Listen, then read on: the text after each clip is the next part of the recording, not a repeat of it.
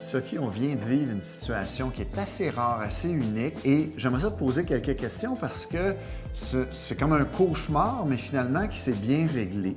Si je comprends bien, tu as eu une transaction où tu avais vendu une propriété, un condo entre autres. L'acheteur est décédé avant de se présenter chez le notaire. Qu'est-ce qui est arrivé? Bien oui, en effet, c'est vraiment rare. Donc, on a fait la vente de la propriété de nos vendeurs, un condo d'une valeur d'environ 1,1 million, donc de valeur significative. Et malheureusement, l'acheteur est décédé, donc on fait face à une succession qui, bien entendu, n'était plus intéressée à acheter la propriété. Puis là, est-ce que tes vendeurs, étant donné qu'ils avaient vendu, avaient en plus acheté autre chose?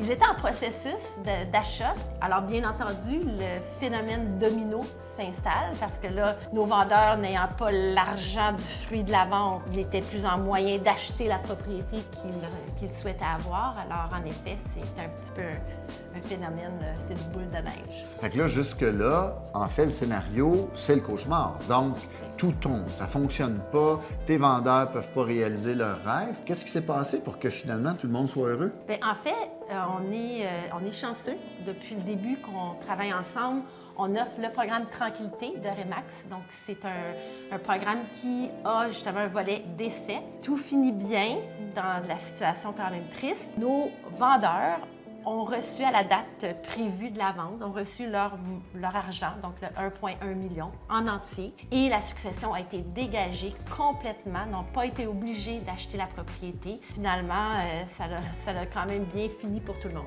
Fait que là, finalement, tout le monde est content, ils peuvent se dégager de la transaction, mais qu'est-ce qui arrive avec le condo qui n'a pas été vendu? Alors, c'est simple, le condo est remis sur le marché. La transaction va avoir lieu éventuellement avec des nouveaux acheteurs. Fait qu'en conclusion, Sophie, on sait que c'est pas tous les courtiers Remax qui offrent le programme Tranquillité.